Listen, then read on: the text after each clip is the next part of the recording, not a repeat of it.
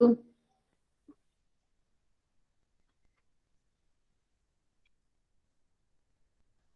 We have missed our last lecture, that is lecture of last Thursday.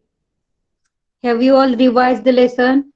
Third lesson, religious synthesis. Have you all completed your homeworks?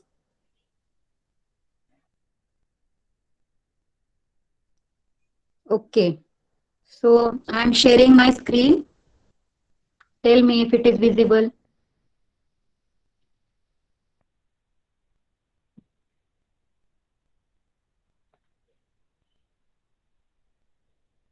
Is it visible?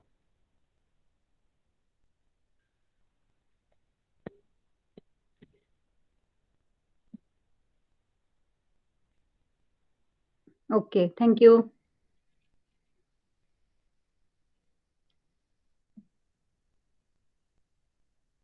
Okay, so what we have seen in the second lesson, India before the times of Shivaji Maharaj, म्हणजे शिवपूर्वकालीन भारत.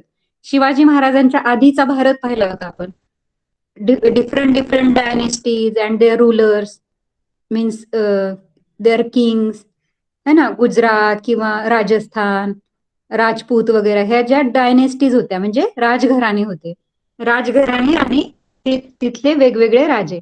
आणि मग हळूहळू पूर्ण भारतावरती हे आदिलशहा, निजामशहा किंवा मुघलांचा कब्जा झाला. हळूहळू त्यांनी ते सगळे प्रदेश काबीज केले. तरी पण मग शिवपूर्वकालीन भारतातले जे राजे होऊन गेले, कृष्णदेवराय किंवा चांद बेबी किंवा हे जे सगळे त्यांनी कसा विरोध केला, आपले जे हिंदू राजे होते सगळे, महाराणा प्रताप वगैरे, चांद बेबी इव्हन मुस्लिम होत्या, पण तरी पण त्यांनी त्यांच्या ताब्यात होता अहमदनगर, त्याच्यासाठी कशी फाईट केली. राणी दुर्गावती असतील किंवा याच्या सगळे राजे होऊन गेले, त्यांनी खूप प्रयत्न केला. तरी पण हे जे बाबर होते, मुघल होते, त्यांची पॉवर खूप जास्त होती. त्यामुळे त्यांनी आपल्या संपूर्ण भारतामध्ये सत्ता हळूहळू काबीज केली होती. त्याच्यानंतर what we have seen, religious synthesis. Different different religions means religious synthesis, धार्मिक चळवळ. तीन प्रकारचे धार्मिक चळवळी झाल्या, भक्ती मुवमेंट, सिखिझम आणि सुफी पंथ, सुफी सेक्ट. तर डिफरंट हे जे रिलिजन्स होते त्यांचे आपण कार्य पाहिले, त्यांचे टीचिंग पाहिल्या. त्या चळवळीमध्ये काय काय टीचिंग दिल्या त्या लोकांनी, तिथल्या संतांनी, ज्या प्रदेशातले संत होऊन गेले, भक्ती चळवळीतले असतील किंवा शीख धर्मातले असतील, सुफी धर्मातले असतील, तर त्यांच्या आपण टीचिंग्स पाहिल्या.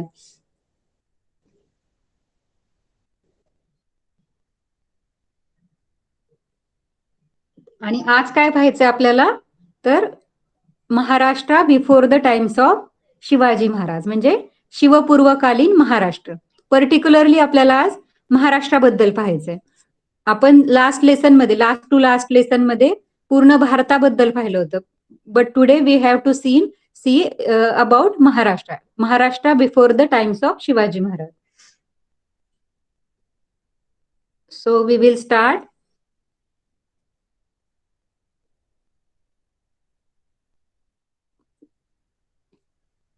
At the beginning of 17th century CE, most of the territory in Maharashtra was under control of Nizam Shah of Ahmednagar and Adil Shah of Bijapur.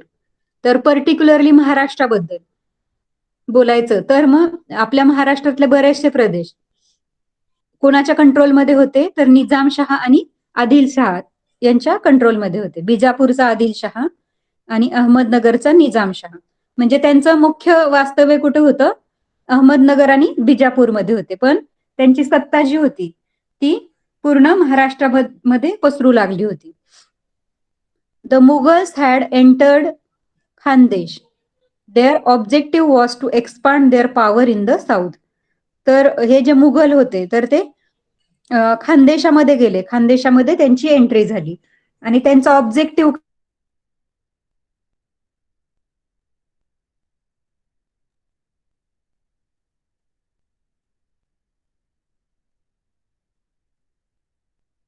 काय होतं म्हणजे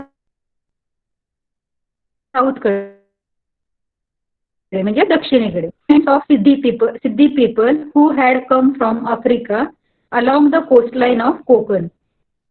तर त्या भागामध्ये, त्या साऊथ भागामध्ये दक्षिणेकडे कुणाचं वास्तव्य होतं तर नावाचे म्हणजे सिद्धी होते, जसे शीख असतात किंवा हिंदू वगैरे असतात तसे सिद्धी पीपल होते. तर त्या सिद्धी लोकांचं तिथं वास्तव्य होतं, सेटलमेंट होतं, ते तिथे राहत असत. आणि ते कुठून आले होते? कोकण किनारपट्टीवरून आलेले होते. महाराष्ट्रामध्ये त्यांची एंट्री कोकणाकडून झाली होती. The competition and conflict among the Portuguese, the British, the French and the Dutch who had come from Europe was getting intense during this period. तर ह्याच काळामध्ये कॉम्पिटिशन निर्माण झालं आणि म्हणजे कॉन्फ्लिक्ट म्हणजे एक तिढी निर्माण झाली. तर कुणाकुणामध्ये? पोर्तुगीज, ब्रिटिश आणि फ्रेंच, डच हे जे चार होते वेगवेगळ्या देशातून आलेले, पोर्तुगीज, ब्रिटिश, फ्रेंच, फ्रान्समधून आलेले फ्रेंच किंवा डच असतील, इंग्लंड मधले ब्रिटिश. तर ह्या सगळ्यांमध्ये एक कॉम्पिटिशन, स्पर्धा तयार झाली होती. आणि ह्या काळामध्ये त्यांची स्पर्धा तीव्र झाली होती. म्हणजे सत्तेसाठी एक स्पर्धा असायची की हा प्रदेश मला जिंकायचा आहे किंवा हा प्रदेश, या प्रदेशातले लोक गुलाम करून घ्यायचे, असं त्यावेळेला तसा खूप प्रकार होता. म्हणजे आपणही गुलाम होतो ब्रिटिशांचे. तसं मग पोर्तुगीज पण होते आपल्या इथे, फ्रेंच पण होते, डच पण होते. हू had come from Europe was getting intense during this period. आणि हे जे सगळे देश आहेत ते युरोपमधले, युरोप एक कॉन्टिनेंट आहे, युरोप हा खंड आहे आणि त्या खंडामध्ये पोर्तुगीज, ब्रिटिश, फ्रेंच, डच असे वेगवेगळ्या म्हणजे आपल्या इथे हिंदू मुस्लिम असतं तसं तिथे पण हे वेगवेगळ्या धर्मातले लोक तिथे राहतात. There was stiff competition amongst them to capture the market for trade. आणि त्यांच्यामध्ये अजून एक प्रकारची स्पर्धा होती. तर कशासाठी? तर भारतातला व्यापार त्यांना कॅप्चर करायचा होता. भारतामध्ये जो व्यापार चालायचा, ट्रेड चालायचा, म्हणजे तिथे जो बाजार चालायचा किंवा देवाणघेवाण व्हायची, तर त्याच्यामध्ये त्यांना ते तिथलं जे मार्केट होतं तिथला बिझनेस वाढवायचा होता. थोडक्यात काय?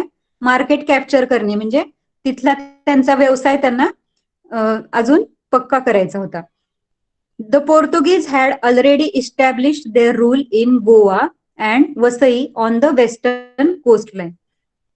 मग त्याच्यामुळे मग पोर्तुगीज जे आले होते त्यांनी ते कुठे स्थायी झाले होते? गोवा आणि वसईमध्ये. अजूनही गोव्यामध्ये आहेत पोर्तुगीज.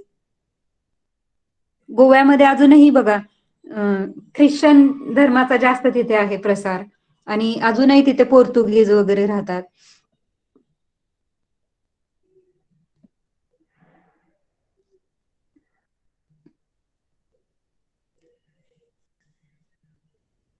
The British, the Dutch and the French had found an entry through the medium of trading companies by setting up factories. आणि ह्यांचं कशी एंट्री झाली? ब्रिटिश, डच आणि फ्रेंच जे होते त्यांनी कशी एंट्री केली? तर व्यापाराच्या माध्यमातून, ट्रेडिंगच्या माध्यमातून, ट्रेडिंग काही व्यापारी कंपन्या आणल्या, ते कंपन्या इथे त्यांनी स्थापन केल्या.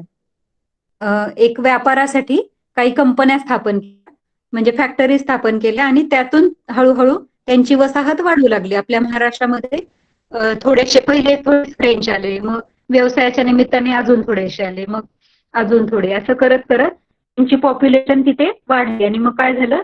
त्या भागात त्यांची तिथे सेटलमेंट झाली.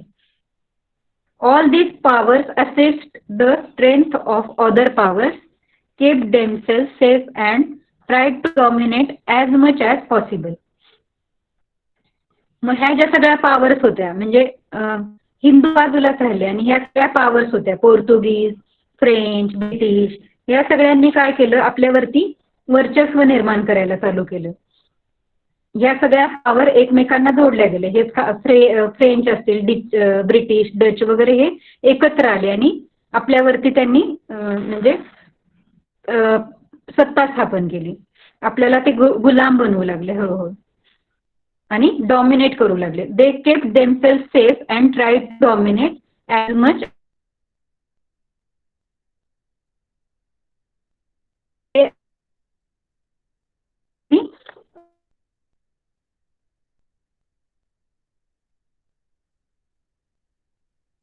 वर्चस्व घालून व्यापाराच्या आणि इथे स्थायी झाले आणि हळूहळू ते आपल्याला वर्चस्व voice weight a minute.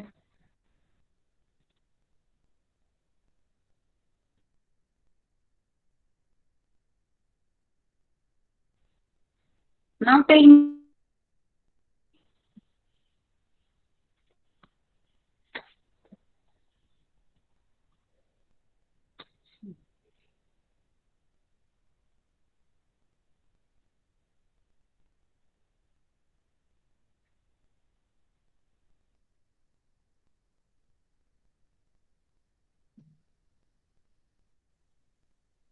Is my voice clear now?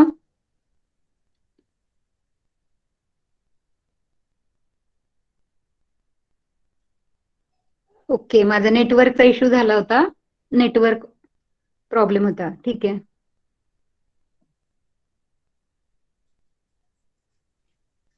तर काहीच ऐकायला नाही आलं का तुम्हाला?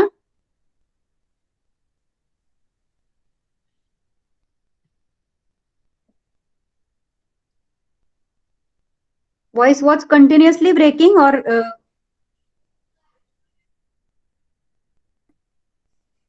परत सांगायचंय का?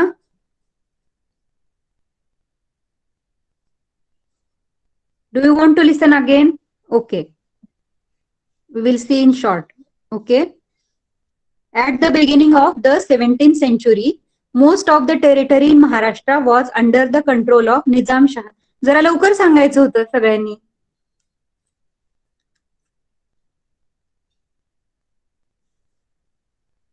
तर म्हणजे 17वा शतक जे होतं 17th सेंचुरी त्याच्या सुरुवातीला most of the territory in Maharashtra was control of Nizam Shah of Ahmednagar and Adil Shah of Bijapur. तर त्यावेळेच्या प्रदेशामध्ये मोस्ट ऑफ द महाराष्ट्रातला जो प्रदेश होता टेरिटरी म्हणजे तिथला प्रदेश जो होता तो कुणाच्या कंट्रोलमध्ये होता? निजाम शहा आणि आदिल शहा. तर निजाम शहाचं वास्तव्य अहमदनगरमध्ये होतं आणि आदिल शहाचं बिजापूरमध्ये. तिथे ते स्थायिक झालेले होते, पण त्यांच्या सत्ता ज्या होत्या त्या पूर्ण महाराष्ट्रभर आता पसरू लागल्या होत्या. The Mughals had entered Khandesh. Their objective was to expand their power in the south. तर मुघलांची एंट्री कुठून झाली? खानदेशामधून. जळगाव, धुळे, जळगाव जो जिल्हा आहे त्या भागाकडे काय म्हणतात? खानदेश म्हणतात त्या भागाला. सॉरी. तर मुघलांची एंट्री तिकडून झाली होती, खानदेशामधून. आणि मुघलांचा जे ध्येय काय होतं, उद्देश काय होता? Their objective was to expand their power in the south. तर मुघलांचं जे ध्येय होतं ते त्यांना दक्षिणेकडे, दक्षिण महाराष्ट्रामध्ये, आता आपण हे जे सगळं पाहतोय ते महाराष्ट्राबद्दल पाहतोय. आता इंडियाबद्दल नाही पाहते आपण, महाराष्ट्रातला विचार करायचा. तर मुघलांचा उद्देश होता तर दक्षिण महाराष्ट्र जो आहे तिकडची सत्ता त्यांना पाहिजे होती त्या भागातली. There were settlements of Siddi people who had come from Africa along the coastline of Konkan. तर हा जो दक्षिणेकडचा भाग होता तिथे सिद्धी लोकांचं वास्तव्य होतं आणि हे सिद्धी कोकण किनारपट्टीवरून आले होते. आफ्रिकेमधले होते ते ऍक्च्युली आणि कोकण किनारपट्टीपर्यंत त्यांचं वास्तव्य पसरलेलं होतं दक्षिणेकडे. The competition and conflict among the Portuguese British. अरे सॉरी.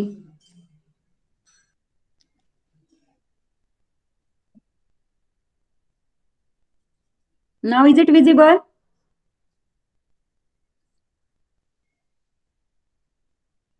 येस ऑर नो सांगा पटकन मला.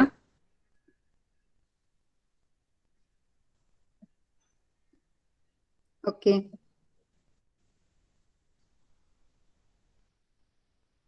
तर हे सिद्धी पीपल कुठून आले होते? आफ्रिकेमधून. आणि त्यांनी तिथे वास्तव्य केलं होतं साऊथ मध्ये, दक्षिणेकडे, दक्षिण महाराष्ट्रामध्ये वास्तव्य होतं त्यांचं.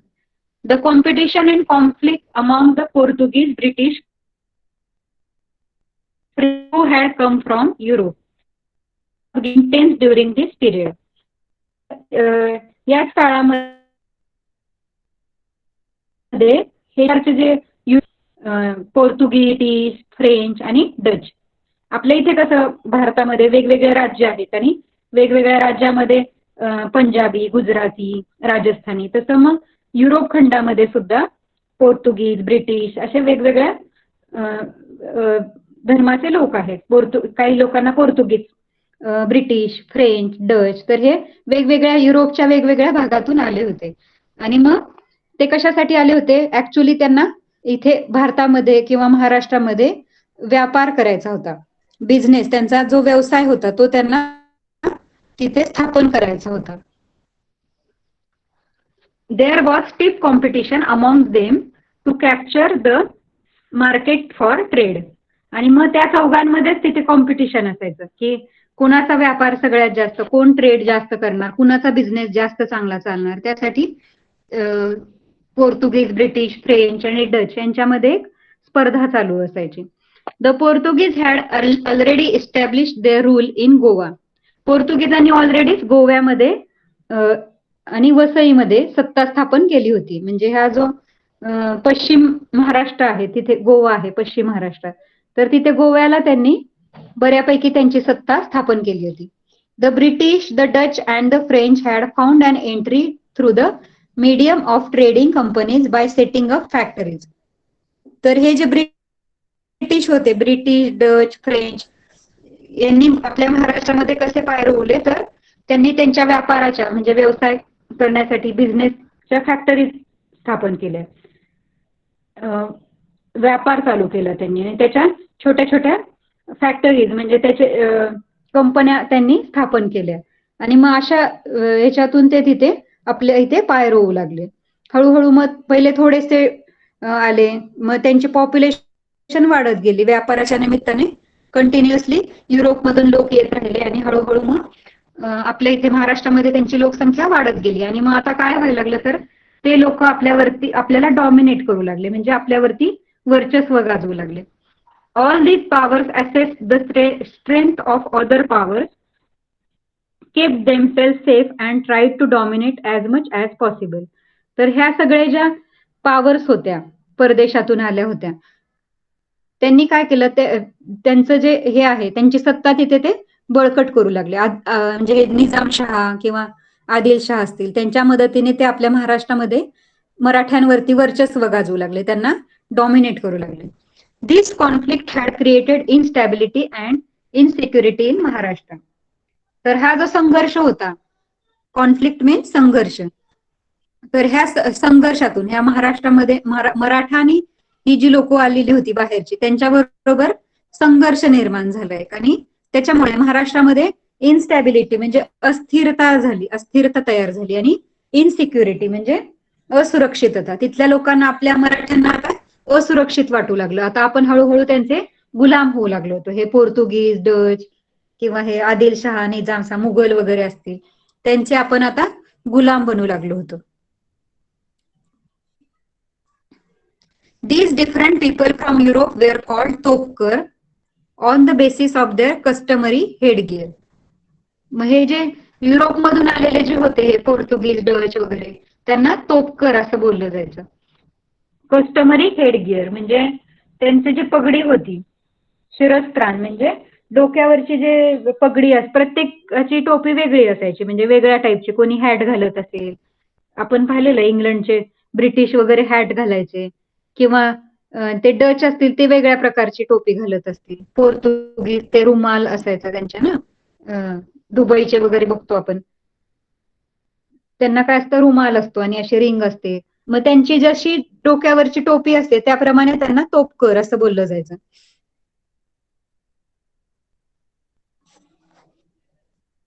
Okay, understood? Understood all of you?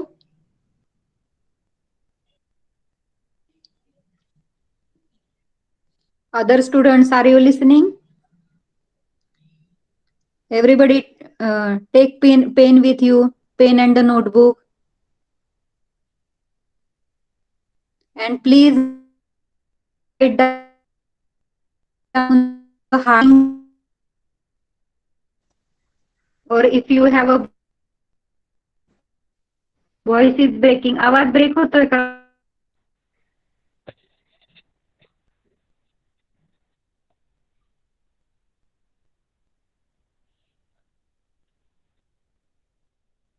My network is clear now.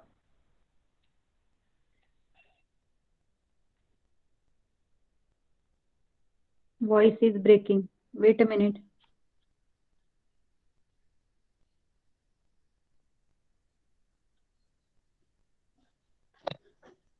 Wait a minute, students.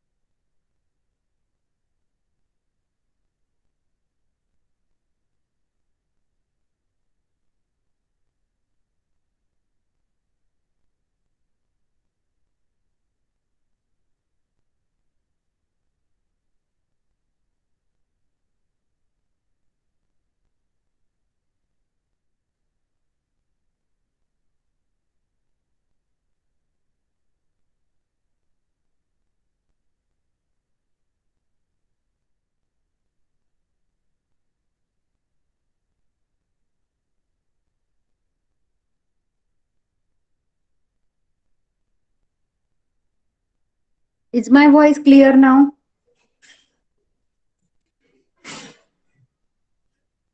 Okay.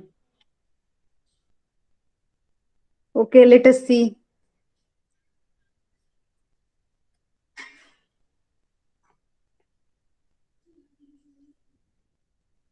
परत जर ब्रेक होत असेल तर परत मला सांगा, आपण बघूया परत. ठीक आहे. I am sharing my screen again.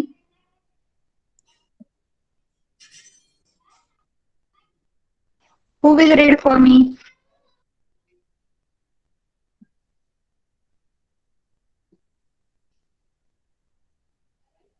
Anyone else? Deepika, Aditi सोडून. त्यांना पण चान्स देऊ आपण. पण बाकीचे काय करतायत सगळे?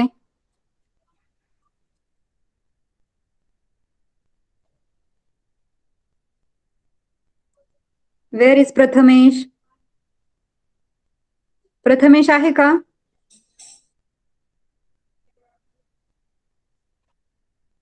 Prathamesh,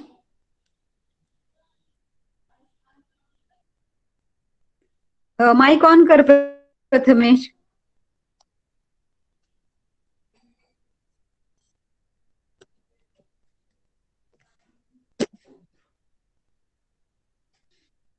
Prathamesh,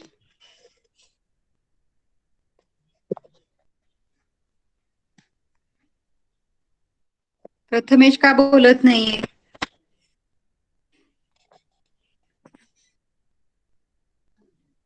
mic problem.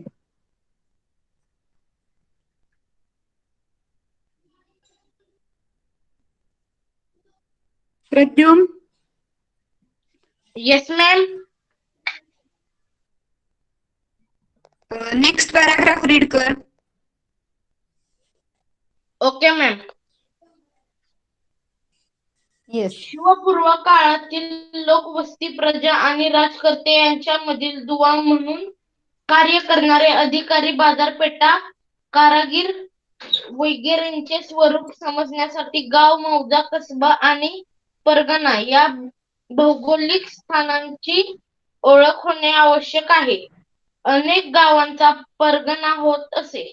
सामान्यतः परगणाच्या मुख्य ठिकाणाला कसबा म्हणत असत. कसब्यापेक्षा लहान असलेल्या गावाला मौजा म्हणत असत. आपण आता गाव, कसबा आणि परगणा यांची क्रमशः संक्षिप्त ओळख करून घेऊ. Okay. Okay. I will explain this first. Mic off kar Pradyum. It is necessary to get acquainted with the village, moja, kasba and pargana to understand the nature of settlement in officers that form between the rulers and their and also the craftsmen. म्हणजे इथल्या सगळ्यात आपल्या ह्या गोष्टींचा परिचय, ऍक्वेंटेड means परिचय करून घ्यायचा, ओळख करून घ्यायची. तर विलेज म्हणजे काय, कसबा, परगणा, किंवा मग हे सब्जेक्ट म्हणजे काय, प्रजा, आणि रुलर म्हणजे तिथले राजा. तर तिथली वसाहत कशी होती, वसाहत कोणत्या स्वरूपाची होती, परगणा कशाला बोलतात, कसबा कशाला बोलतात, आणि तिथला व्यापार कसा चालत, बाजारपेठा कशा होत्या, कारागीर कसे होते. तर हे सगळं पाहिजे. It is necessary to get acquainted with the village. म्हणजे हे आवश्यक आहे आपल्याला, ह्या सगळ्या गोष्टींची ओळख करून घ्यायची आपल्याला, म्हणजे आपल्या काही गोष्टी लक्षात येतील. द विलेज, कसबा अँड परगणा. म्हणजे आपल्या इथे कसं एक खेड, त्याच्यानंतर तालुका, नंतर जिल्हा, तर तसं विलेज असायचं, नंतर कसबा असायचा आणि परगणा असायचा. To understand the nature of settlements in that period as also of the officers. तिथले वेगवेगळे ऑफिसर्स होते आणि त्यांनी ह्या सगळ्या गोष्टी बनवल्या होत्या. विलेज, कसबा आणि परगणा अशी नावं दिली होती. And the officers form link between the rulers and their subjects. आणि तिथले जे अधिकारी होते त्यांनी तिथला राजा आणि तिथली प्रजा यांच्यामध्ये काहीतरी लिंक स्थापन केली होती, एक एक दुवा म्हणून काम करत होते. And also the markets and क्राफ्ट्समॅन. आणि ते तिथलेच अधिकारी जे होते ते तिथल्या बाजारपेठा असतील किंवा क्राफ्ट्समॅन म्हणजे कारागीर, त्यांच्याबद्दल म्हणजे त्यांच्याविषयी त्यांनी काहीतरी रूल्स बनवून ठेवले होते, किंवा एक तिथे एक असं एक चालायचं, गव्हर्नमेंट चालत होतं तिथे, एक असं काय बोलू शकतो आपण, तिथला जो कारभार कारभार चालत असे त्या भागातला. Pargana was made up of many villages. तर परगणा जो आहे तो खूप सगळ्यात छोट्या छोट्या खेड्यांमधून बनत असे. Generally the headquarters of a Pargana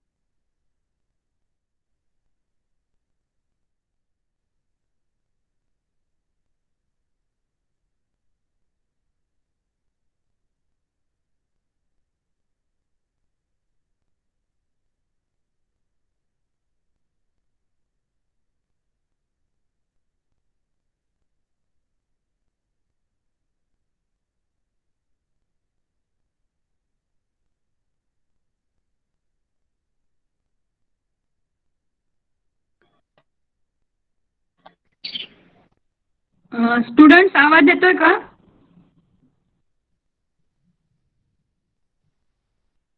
hello everyone. माहित नाही कोणी मला मी लिव्ह कशी झाले. कोणी रिमूव्ह तर नाही सोनाली केलं ना मॅडम, मला? Sonali yes madam, ma'am. तुम्हाला रिमूव्ह नाही करू शकत कोणी मुलं. मे बी ओके तुमच्या नेटवर्कचा काहीतरी थोडासा प्रॉब्लेम झाला असेल. तर तुम्ही आता कंटिन्यू करा आणि इन केस जर परत काही प्रॉब्लेम झाला तर आपण पुढच्या लेक्चरमध्ये जे काही राहील ते कंटिन्यू करू. Okay okay okay ma'am. Please continue. आणि स्टुडंट्स, इफ यू फाइंड की मॅडमचा आवाज वगैरे करतोय किंवा काही असेल तर प्लीज मॅडमला सांगायचं आहे आणि आपण हे पुढच्या वेळी कंटिन्यू करू. ओके या madam, please continue. Okay ma'am.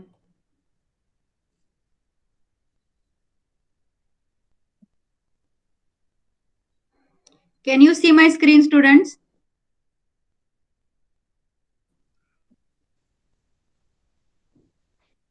Okay. So I will repeat again. परत पाहूया आपण. आपलं व्हिलेज चालू होतं.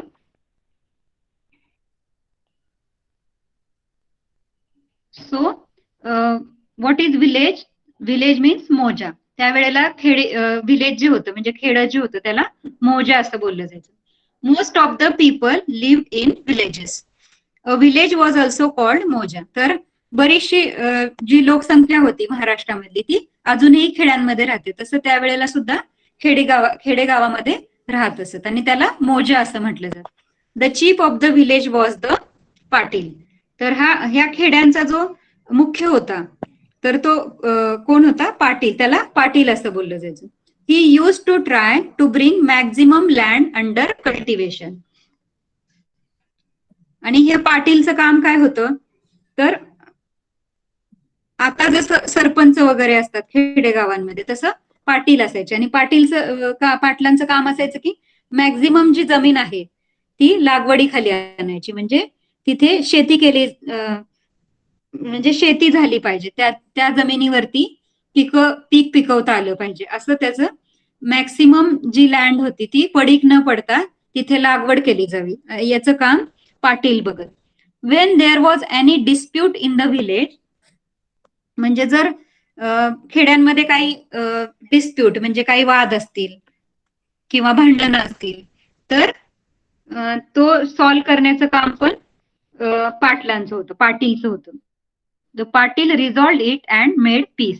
आणि तो प्रॉब्लेम सॉल्व्ह करायचा आणि आपल्या गावामध्ये शांतता निर्माण करायची हे काम पाटीलचं होतं. A Kulkarni help the Patil in his work. आणि ते होते त्यांना कुलकर्णी मदत करत ह्या सगळ्या कामामध्ये किंवा हा जो कारभार होता त्याच्यामध्ये कुलकर्णी त्यांना मदत करत. The Kulkarni kept the record of the revenue that was collected. आणि हे कुलकर्णी काय करत? तर तो जो रेव्हेन्यू आहे म्हणजे कर जो आहे, शेतीचा कर असेल किंवा प्रत्येक गावामध्ये किंवा आपल्या सगळ्यांना आपण जो कमाई करतो त्यातला थोडासा हिस्सा आपल्याला गव्हर्नमेंटला द्यावा लागतो. जसं टॅक्स पे करावा लागतो, जीएसटी वगैरे. तर ह्याला काय बोलतात? रेव्हेन्यू. आता जीएसटी आहे, टॅक्स आहे, तसं त्यावेळेला आपल्या शेतीमधला काही थोडंसं पीक दिलं जायचं. जे पीक यायचं, धान्य यायचं ते दिलं जायचं किंवा मग पैशाच्या स्वरूपात दिलं जायचं. तर त्याला रेव्हेन्यू असं म्हणत, म्हणजे कर. तर हे कराविषयीचं जे सगळं रेकॉर्ड आहे ते कुलकर्णी ठेवत. There were various artisans in the village. त्याचप्रमाणे त्या खेडेगावामध्ये खूप सगळे कुशल कारागीर पण होते, आर्टिसन्स पण होते. They had hereditary rights regarding their occupation. Hereditary rights म्हणजे अनुवंशिकता, पिढीजात व्यवसाय होता त्यांचा तो. समजा एखादा सुतार असेल किंवा चांभार असेल, कुंभार असेल तर ते हेरिडिटरी होता. त्यांचा जो व्यवसाय होता तो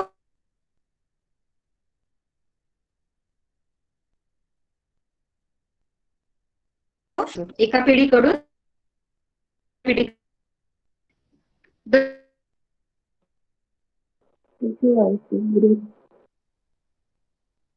The peasants gave their surrender to the community.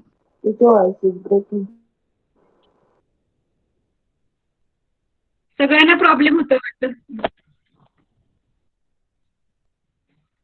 Ma'am voice breaking.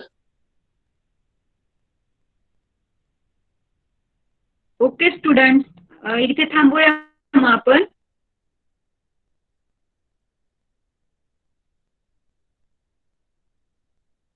मध्ये बघूया, तोपर्यंत पेजेस रीड करायचे सगळ्यांनी. ओके, आपण नेक्स्ट क्लासमध्ये बघूया. Okay, bye everyone. Bye ma'am. Bye ma'am. Bye ma'am.